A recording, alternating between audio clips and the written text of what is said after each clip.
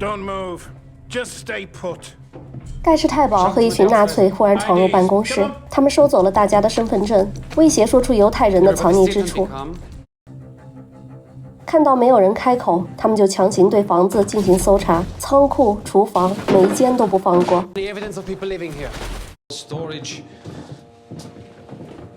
直到那间通往阁楼的小房间，一览无余的房间让一行人转而奔向下一个房间。但走在最后的那个盖世太保忽然发现地面有划痕，那个扇形的划痕让他注意到那面柜子，于是他叫回众人把柜子拆开，露出了通向阁楼的门。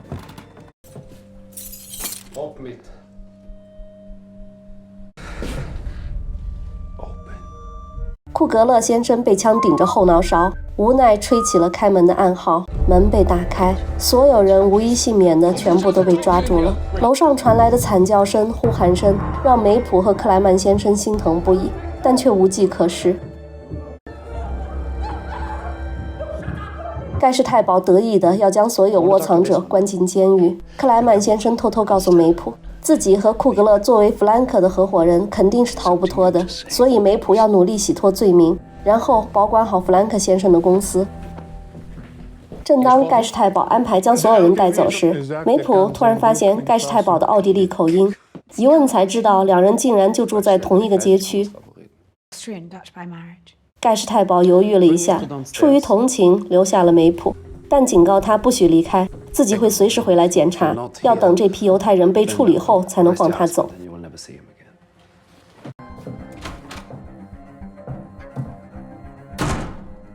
得到消息的杨赶到现场，正碰上一行人被押上军用卡车。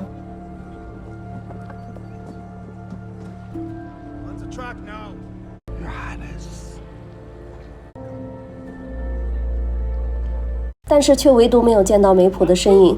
心如刀割的他担心妻子受伤，想要前去查看，被克莱曼先生的哥哥紧紧拉住。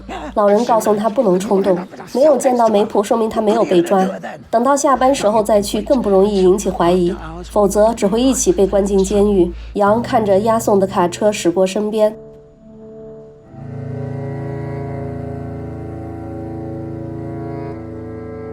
梅普独自待在空荡荡的办公室里，昨天还在庆祝盟军登陆的热闹，今天已经人去楼空。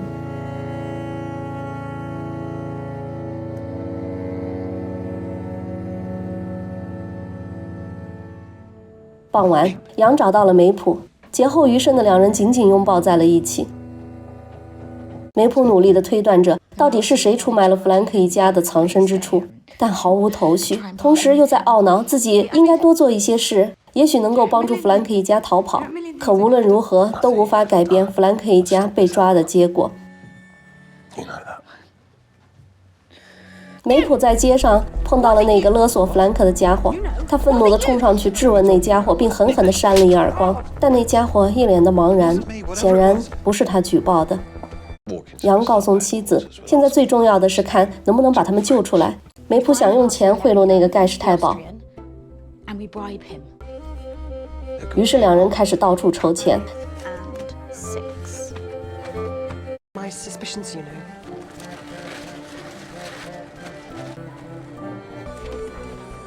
他们尽最大的努力筹到一笔现金。杨决定由自己去，但梅普坚持要去，最终杨让了步。梅普带着钱独自走进盖世太保的办公大楼。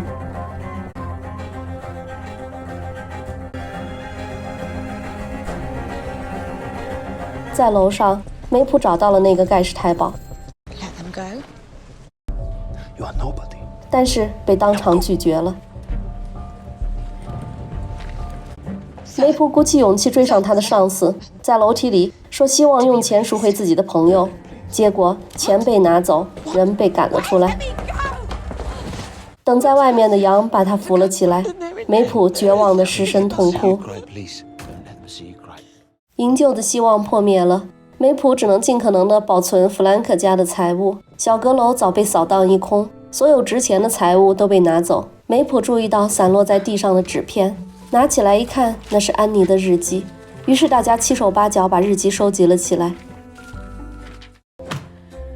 接下来就是把弗兰克的公司想办法维持下去。梅普找来曾经的推销员，要求他继续去销售产品，但是推销员告诉他，现在新鲜水果都是紧俏商品，谁会舍得拿去做果酱？然后劝梅普把公司转让给那些感兴趣的德国商人，然后大家把钱一分，不是挺好？梅普无法想象这么狼心狗肺的建议，直接打发他走人了。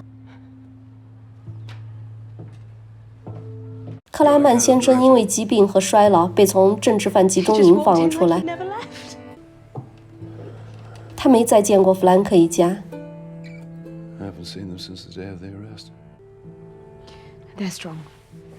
梅普抱怨盟军迟迟没有解放荷兰，食物紧缺导致大家经常饿肚子，纳粹满大街的抓成年男子去当兵，杨只好躲在家里，整个情况都糟透了。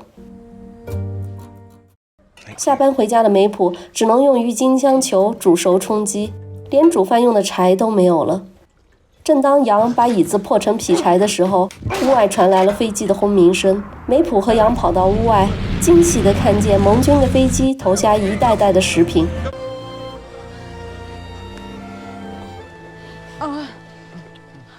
荷兰终于解放了，市民涌上街头，欢庆着胜利的到来。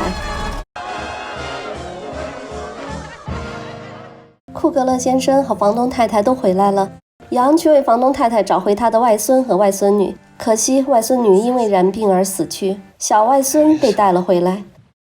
几年时间，孩子对外祖母的印象已经非常模糊，直到看见一个幼年喜爱的陶瓷玩偶，才记起了童年的事儿。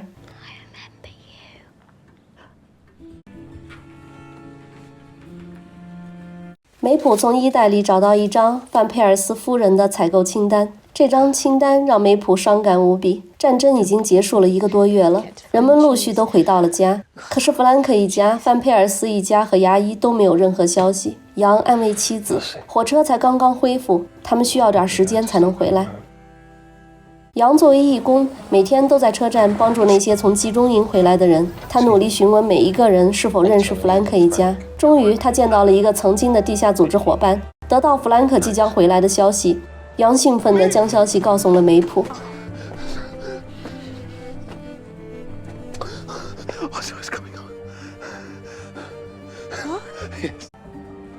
当弗兰克出现在两人的眼前时，一切恍如梦境。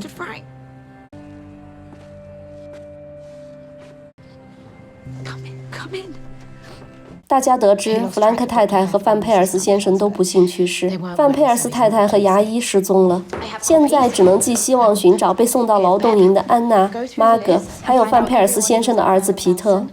整个国家都在寻找失散的人，也有源源不断的幸存者从集中营回来。很快，红十字会发布的死亡者名单中出现了皮特的名字。弗兰克伤感地说，在范佩尔斯先生死去后，皮特就像照顾亲生父亲一样照顾自己，直到被转运分开，然后满心悲哀地在小阁楼为皮特举办了简单的告别仪式。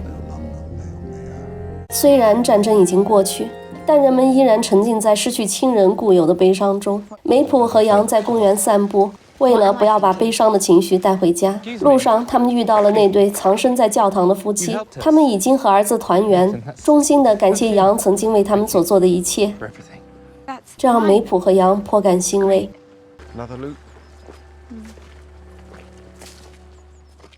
一个与安娜和玛格在同一个集中营幸存的女士找到了弗兰克，她带来了2个女孩的消息。弗兰克和她在办公室里聊了很久，然后独自离开了。办公室的所有人似乎都猜到了结果，沉浸在悲伤的情绪中。梅普找出保管的安妮的日记和一些文件，送给了弗兰克先生。失去家人朋友的弗兰克痛不欲生。I was saving this for her.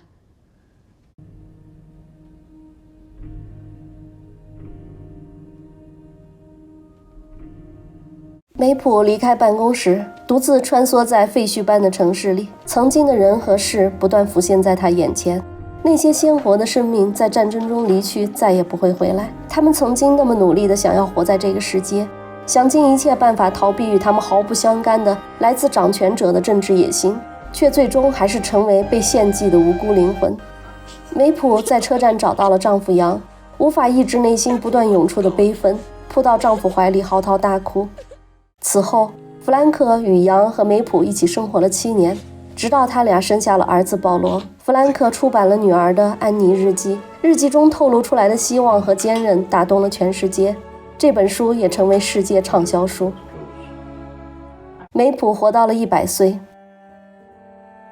在我们的世界，总因为少数身处权力巅峰的人因为贪婪而把国家和世界拖入黑暗的时代。但无论这个时代是如何残酷和绝望，总有人奋不顾身在黑暗中点燃一道微弱的人性光芒。这些光芒或许微不足道，但却足以激励人们坚定前行，等待开启更美好的未来。好的，乱世微光就全部讲完了，谢谢大家光临露天电影院并耐心地观看本剧。喜欢我们的朋友请点赞关注，您的支持是我们最大的动力。我们下期不见不散。